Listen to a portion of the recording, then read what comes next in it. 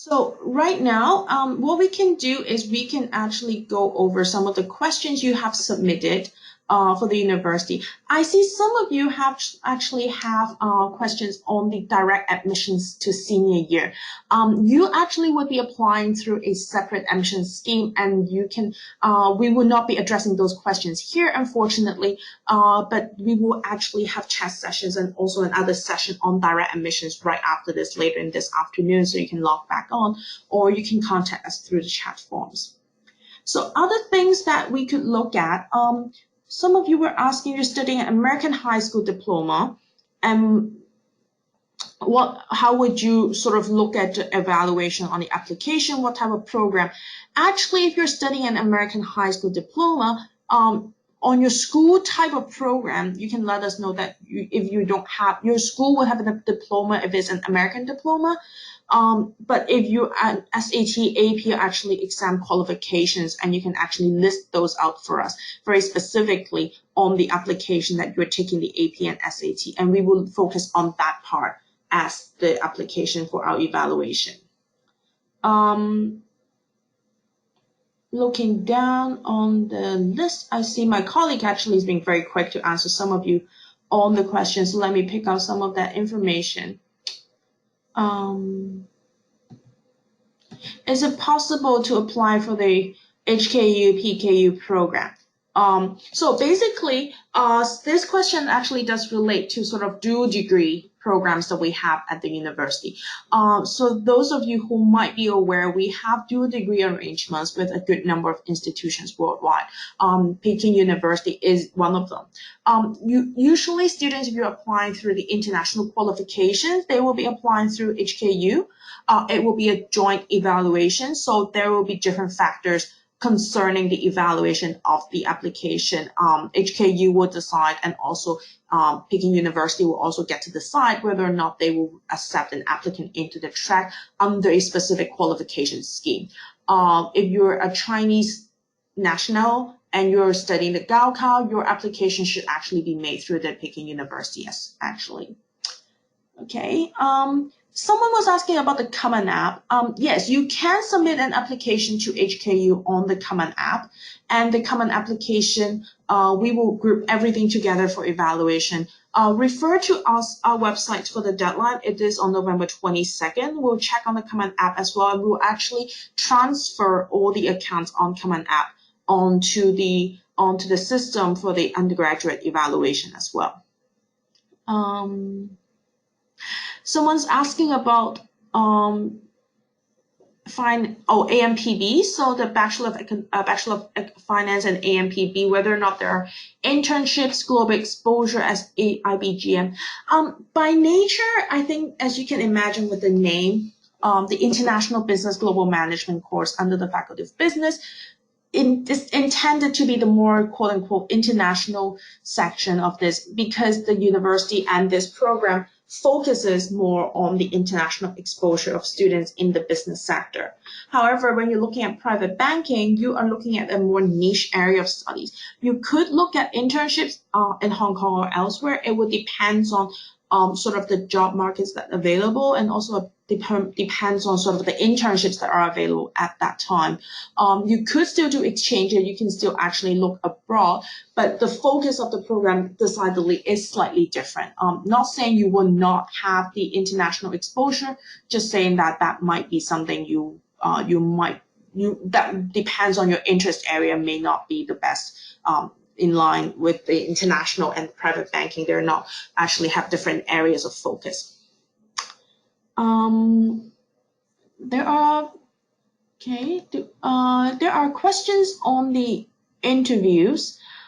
So for medicine, if you're applying to the Bachelor of Medicine and Bachelor of Surgery course, you should know that yes, there are actually interviews that you have to attend. And for those of you who might actually not be in Hong Kong and are actually overseas, you will have to plan to come back to Hong Kong for the interviews if you are applying to the MBBS program. Their interviews, I think the date's been up on the website, is usually in December, and you can check on that information very specifically. For other programs, some of them will allow a Skype interview if you're not in Hong Kong. others might require you to actually come back to Hong Kong. So if you're actually already in Hong Kong, it will actually make no difference to you. Just check on the website on when to plan and schedule your time accordingly for the interviews. Let me see what other questions we might have. Could you elaborate on the selection criteria for graduate applicants? Will it be assessed? Okay, so if you are graduate applicants, I think you are referring to if you have received a degree already from the university, from another university, then you can apply to HKU's program with your university degree. We will look at your performance actually in the degree. You will still have to submit a personal statement. And so your assessment will still have both areas where we will look at your academics and we will also look at your extracurricular and your fit with the program. Get an opportunity to interview. So going back to the questions about interviews, it's not all programs will require an interview in Hong Kong. It depends on which one you're applying to actually. For the A-levels, okay, so for conditional offers and very specifically on A-level subjects here, actually we do offer conditional offers to all students who submit predicted results if you are successful.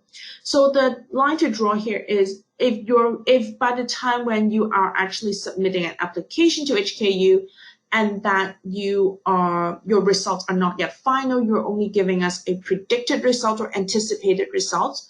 If you are successful at that time for evaluation, we will issue an offer that is on a conditional on how you perform in your final exams. After you've completed your final exams, you will then be asked to submit your final results to HKU, and we will look at that final results for us to evaluate and for us to confirm whether you've met the offer.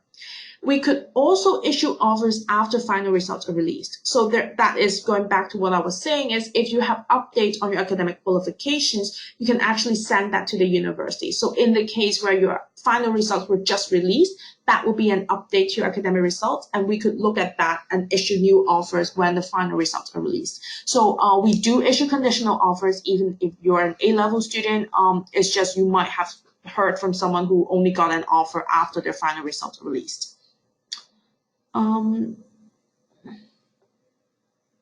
Okay, so questions was whether or not you should meet the program-specific English requirement when you apply.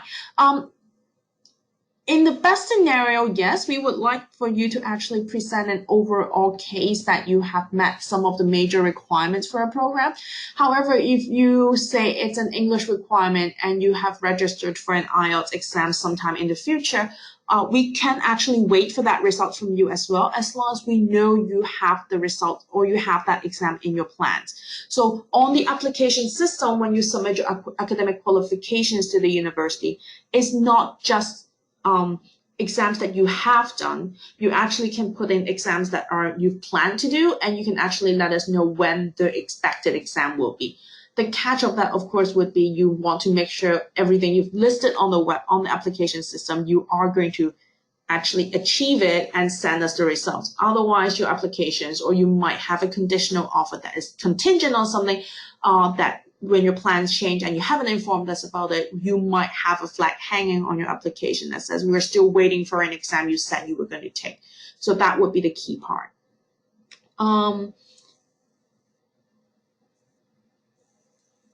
Interview date flexible.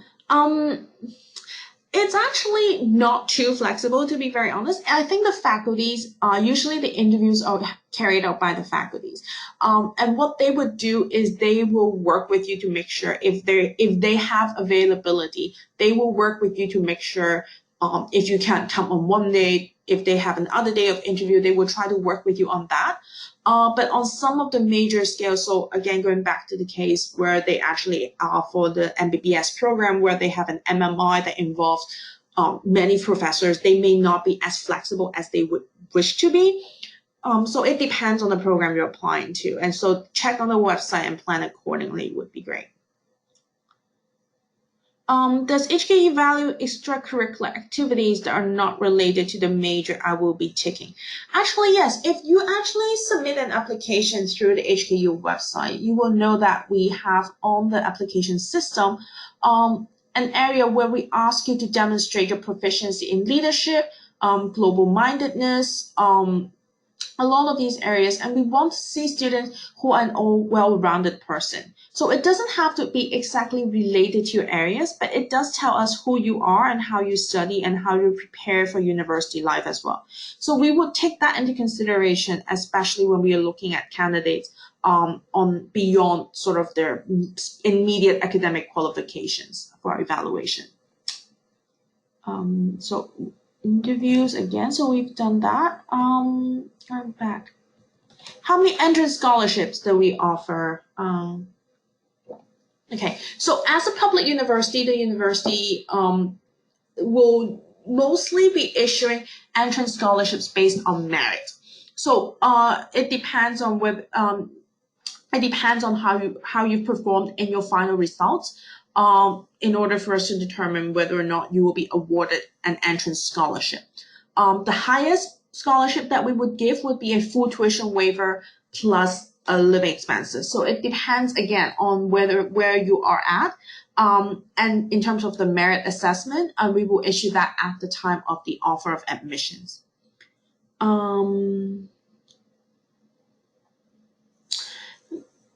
Do we need to submit a letter of reference recommendation? Actually, yes. For your application to the university, you will want to make sure you have some references for us. We didn't put it as a specific requirement, but generally it will help our evaluation to know to have a second voice from a teacher or a counselor who can speak to your abilities. So for many of the students, if you're applying from a school that we've worked with before, you can actually select your counselors off a drop-down list, and your counselors will automatically be prompted to provide a reference or a predicted results to us. If you don't find your counselors off a drop-down list, or if the list of counselors not available, you can still nominate them as a referee, and you can nominate other people as a referee as well to support your application.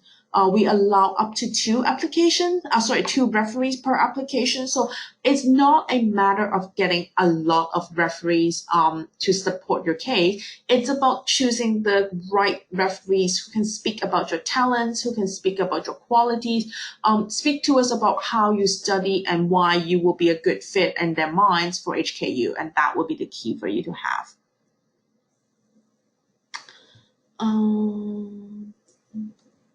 Is it a norm for students to have overseas exchange or internship? Yes, actually the university's mandate is all our students will actually be going on one overseas opportunities at least, and one mainland opportunities as well for their duration of their studies. So actually it is a norm, and there are a lot of resources at the university to support you through that. At early times, someone was asking about exchange, and that is one way you could do it. You can do a semester exchange or a year-long exchange. A lot of different institutions that you can think of. If you can probably name the institution, it's very likely on the list because there are about over 350 on the list right now for students to choose from. You could do a summer abroad. You could do field trips. You could do winter programs. There are different ways for students to get outside experiences or experiences outside of Hong Kong. So you can definitely look into that. Can an international student apply for a scholarship? So going back to the case about the merit scholarship, for us, we don't really need an application for entrance scholarships awards. Your scholarship package will be evaluated sort of automatically if you receive an offer of admission. So there's no need to submit a separate application for entrance scholarship. Again, we will use the same package you've sent to us for your application, and we will look at that for the merit criteria that we've set out.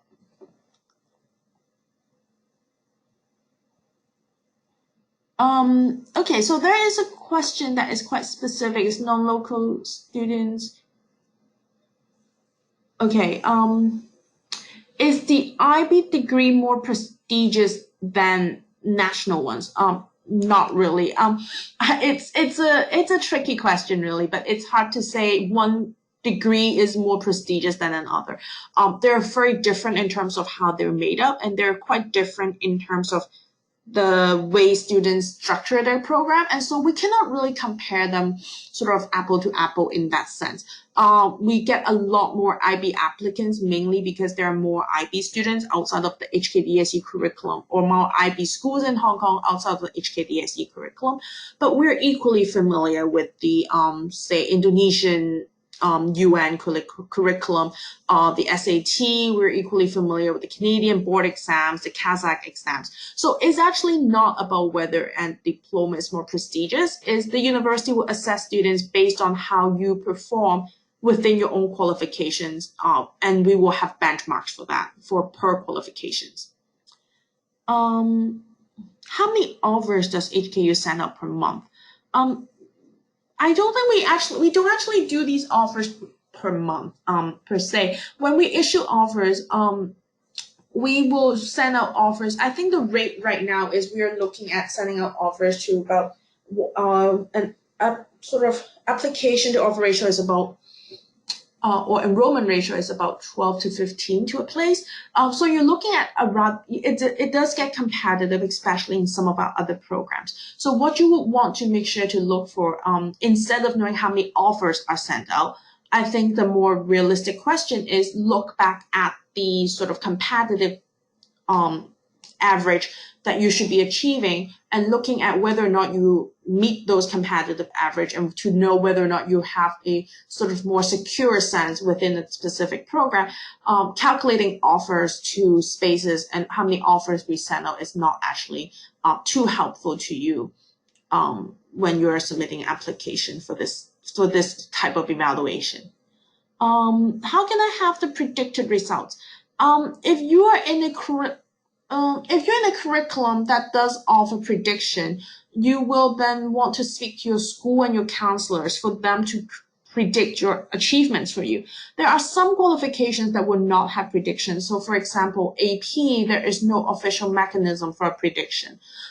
In other qualifications like the Indian board exams, or you have the Canadian provincial exams, where predictions are not available, then you should be sending us your first semester transcript or your midterm reports for us to look at your progress over the years. There are any specific requirement for psychology and the second language mandatory for this course? So there are two types of questions. Keep in mind that as you're applying to the university, you're not applying yet directly to a major. You are applying to a bachelor program. So for psychology, it is actually under the Bachelor of Social Sciences, and there's no specific requirement for social sciences. So you can apply with your profile. They will look at whatever courses you've done and make a decision holistically based on that package. The second language requirement is mandatory for all students. So it doesn't matter what program you're applying to, it is a basic requirement for getting into the university. And so you will want to make sure you fulfill that requirement in one of the ways we've listed on the website. Could middle school students China mainland apply as an international student without a government? So if you are a student from mainland China, as I referred to it in the presentation earlier, as long as you're completing an international qualification like the IB, A-level, SAT, Canadian provincial exam, or if you are actually completing a other sort of national qualification of other countries, you can apply to the university. So as long as your qualification is accepted by the university based on our website, and you can refer to the very long list of qualifications we do recognize, then you should be applying through the non-JUPAS/international scheme. Okay, do dual degrees take up 1 out of the 5 program choices? Very good question, actually.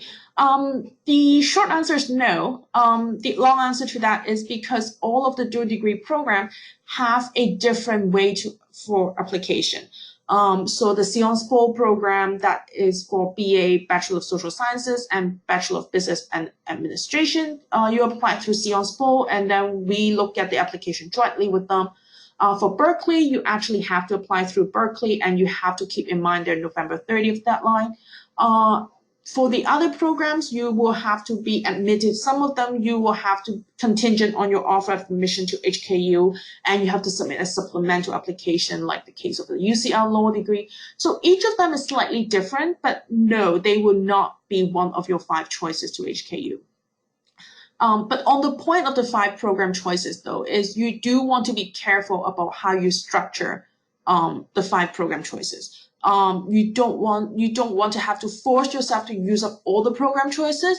You really should be looking at whether or not you're putting in programs that you really are interested in. Okay. Is the application based on a first come, first serve principle? All applicants in the main round deadline get equal treatment. So if you have, the university will start evaluating applicants after our main round deadline. Okay, so we will know that you've applied. We will look at all the applicants after the November 22nd deadline, and that will include all applicants who've applied by November 22nd. We will make that evaluation. So everyone will get a read through at the first instance, and we will perform shortlist on whether or not the candidates who've been shortlisted will get further readings. If you have applied after the November 22nd deadline, then it sometimes does come in a first, quote unquote, first come, first serve. It's a rolling basis of admissions in that point, where if there is availability, then we will continue to evaluate applicants who have submitted the application after the deadline. So it depends on when you submit. If you submit by the deadline, you will definitely at least get the first reading. If I join an exchange program from medical school, do I pay the HKU fee or the fee of the school I'm attending an exchange? Okay, so a very general principle about exchange programs at any universities, really, not just limited to HKU. When you're carrying out an exchange program, you will be looking at, you will actually still be considered a student at HKU, and so all your fees will be under HKU, the HKU system, the HKU scale, even though you're studying abroad. You could be going abroad on a non-exchange program, and those are separate. So there are some programs that will allow you to study abroad that is not on an exchange agreement, and there will be fees involved in that one.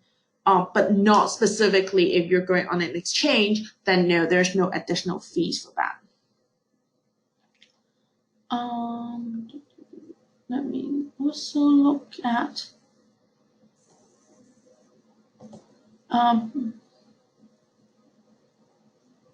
okay, so for previous studies, do we need secondary education from years 7 to 9 when we did not have official exams outside of school? We have stated already sort of the criteria or academic history that we would want. It's not a matter of whether or not you have an external exam. It is to help us construct your sort of study progress over the years and for us to track how you've performed over the years. So even if there's no external exams involved, you should still actually let us know where you've studied, what you've done, how you've done in some of that areas. You could still have internal report cards. So that would be the information we would look for.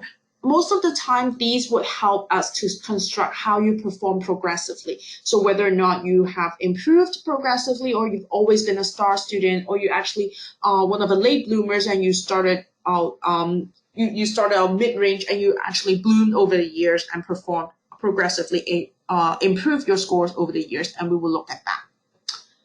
What does MMI stand for? MMI is specifically for medical programs, multiple mini interviews, and there are different stations where you will actually have to be interviewed for different topics. Usually these MMIs are for medical degrees, and what you would do is you will be asked to read a short scenario or short description, and then you will enter a room to have a one-on-one interview with a professor. You will go through different stations, and at the different stations, you will be asked different questions, and they're looking for slightly different content and different qualities. So it's a very well-rounded overall evaluation for us to assess whether or not you have the right qualities to become a doctor.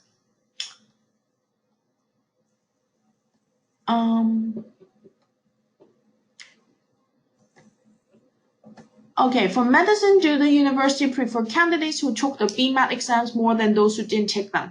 We do not require the BMAT, so it will not be a strong preference, and it's actually not listed on our website.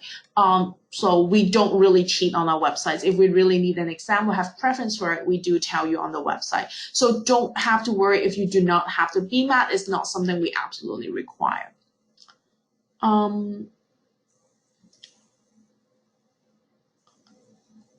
Okay, let me just go through more these questions. So a lot of these questions go back to the second language requirement. That seems to be a recurring theme here. So keep in mind a few things. All the programs will still require students to have a second language requirement fulfilled. The language requirement does not have to be Chinese. It can be any language other than other than English. If you are struggling to find a certification, look on the website for what sort of options you might have to fulfill that. About official results. So if my school only provides soft copy result slip for me, can I just send it to the university? So this comes in terms of what we consider to be official documents. Anytime that you have soft copies, they are not official.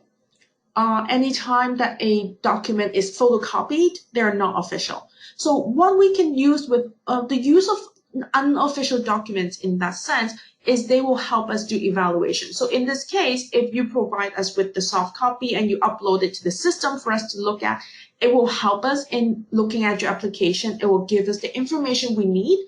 But at the end of the day, we might still go back to you and say, we actually need the official copy from your school, or please provide the hard copy, the original copy from your school or from the examination board. So at the time of evaluation, yes, please do send that over onto the application system. But following that, be prepared that we will still ask for an official copy.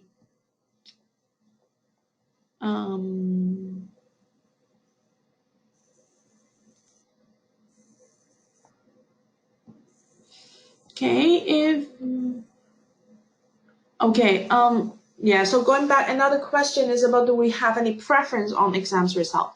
So no, we actually keep in mind that for the university, we look at all students based on how you've performed within your own qualification. It's not fair actually really to compare apple to oranges in the same reasons that we cannot compare one qualifications to another.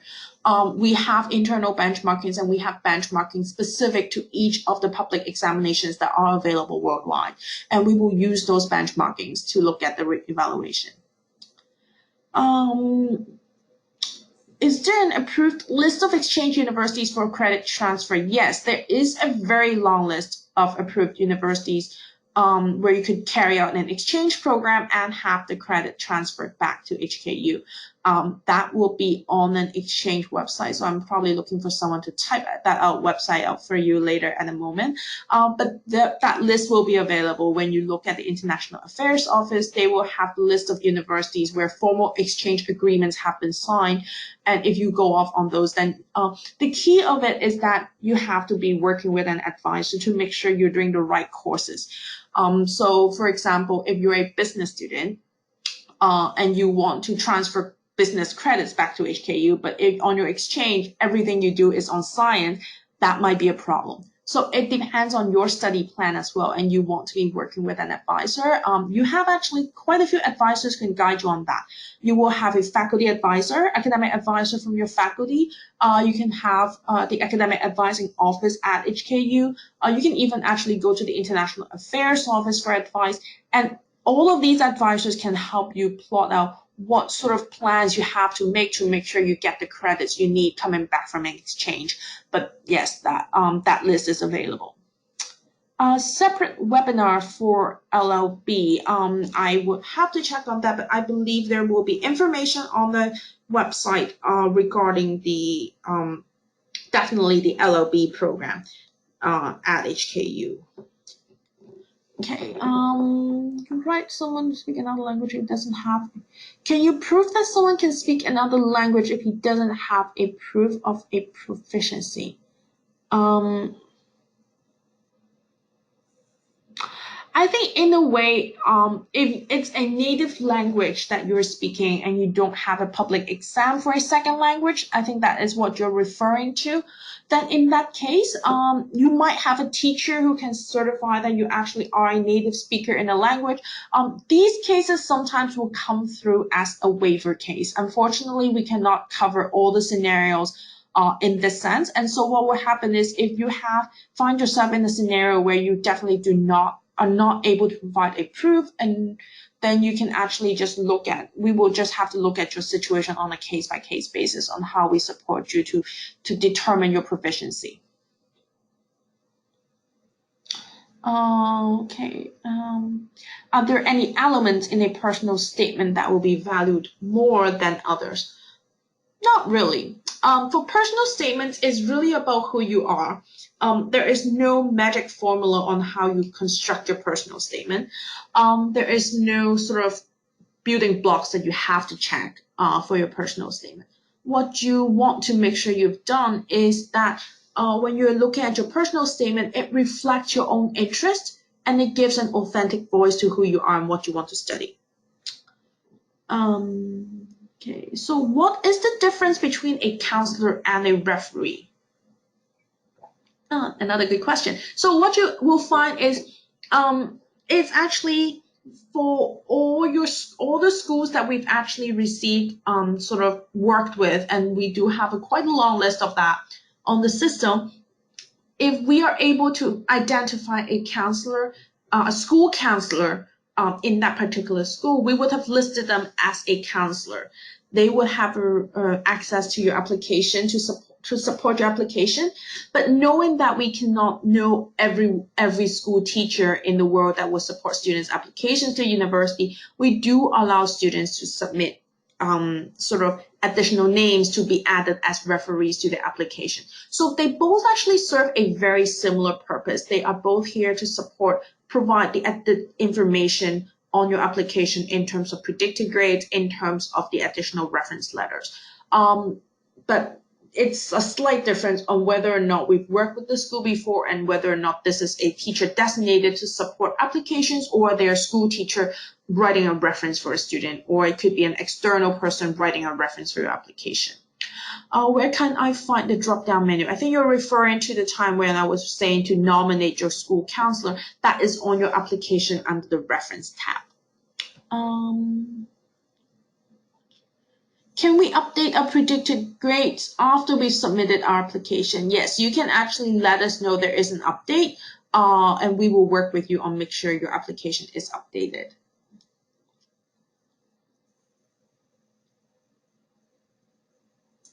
Okay.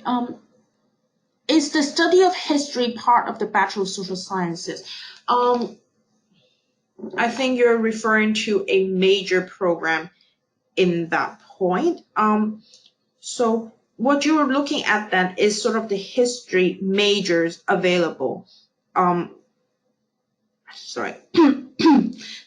history as a major available, and that should be actually, history is under the School of Humanities, and that is actually a Bachelor of Arts program. So on your application, you should be actually submitting an application for the Bachelor of Arts. Do you have to link your second, third choices with your first choice in your personal statement? Good question, but very hard to answer for me, in a way, because I don't know what your interest area would be. The ideal scenario is that there is a reason why you put certain programs on the application It might be because you're interested in all of them, only having a strong preference for one over the other. It might be because you think they're related somehow, and these are things you could actually voice out. It's not a hard requirement that you have to link them, but you can put yourself in the place of the other choices, admissions tutors, and they read a personal statement that has nothing to do with the program. It might not feel too good for them, and they would be questioning whether or not the student is serious about the program for their own program. So you do not want to you do want to actually place your statement actually very carefully, and at the same time, it also going back to how you put your program choices, whether or not they are actually truly your interest area. If they are truly your interest area, then definitely that will be a way for you to link them in the personal statement.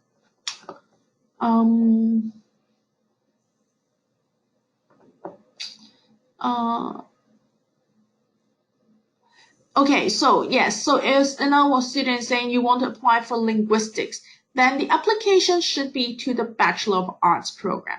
What will happen is when you've applied to the Bachelor of Arts program, in the first year, you will be able already to take some of these required courses for your majors, and you'll be asked to officially declare your major in that after your first year. So you could already specialize if you want to. It's not saying that you have to be a generalist in the first year, but you don't apply directly into one program. Okay.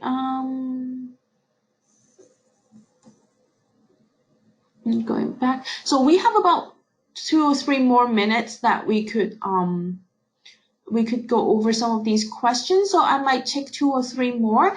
And for those of you whose questions we didn't get a chance to answer, there's actually quite a long list down that we haven't gone through overall. We will actually have some follow-up in emails, or you can actually come back to the consultation session. Actually, for today, the consultation session is available between 10 to 4 today, the whole day as well. So you can come back to ask the questions we didn't get a chance to answer. And also, if you're looking for more information about university life at HKU, you can always refer to a video on our website that is by the Director of Undergraduate Admissions, Professor Bennett Yim, on how your program will be and how your study life will be at HKU. And so you can refer to that for more information as well. So let's take 1 or 2 more questions. Okay. What is the IB? Personal statement must be in English or Chinese. It should be in English, really. Your application. So HKU's medium of instruction actually is English. So your application is completed in English. So personal statement preferably, unless you have a very specific reason, say you're applying for a Bachelor of Arts in a Chinese major and you want to demonstrate your passion for that particular subject. Perhaps there is reason for putting it in English, in Chinese, but I would say you should be putting your personal statement in English. Can I submit a different personal statement to different universities?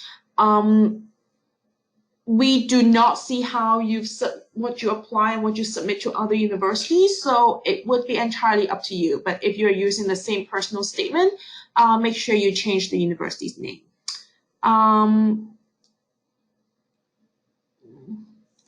Application documents in English. So yes, going back to that, since a lot of our professors evaluating, we have a very international faculty, and they do also read applications from time to time. You would want to make sure your documents are available or translated into English officially. If they're not in English in the original form, you might be asked to provide a certified English translation.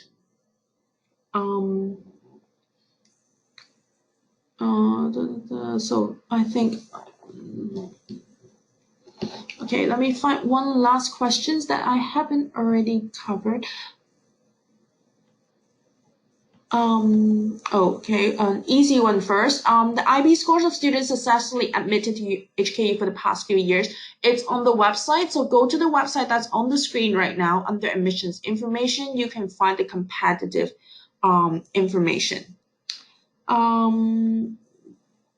And then, okay, I think overseas programs usually, sorry, I don't quite understand that question. So can I apply both in Faculty of Social Science and Faculty of Science, either in broad-based or program-based? Okay, so when you're looking at the programs under social sciences and science, they're actually, in social sciences, there are 2, 3, 4. There are 5 different bachelor programs you can apply into social sciences. The biggest one would be the Bachelor of Social Sciences. That would be the one that encompasses a lot of the different degree programs you can apply to. the Bachelor of Science, Bachelor of Actuarial Science and Actuarial Science is under the Faculty of Science. So these are the major programs you can apply to. Yes, you can apply to more than one on the application system, but you will be asked to pick a first choice. Okay, so I think we are running out of time. It is already 2 o'clock. So thank you for everyone who has come to join us. What we will do again, as I said, is we will take the questions that we did not manage to answer from this session, and we will be sending out some more information for you to look at. And at the same time, if you have questions you want to get to today, do join us on the live chat, and we will be happy to continue chatting with you there.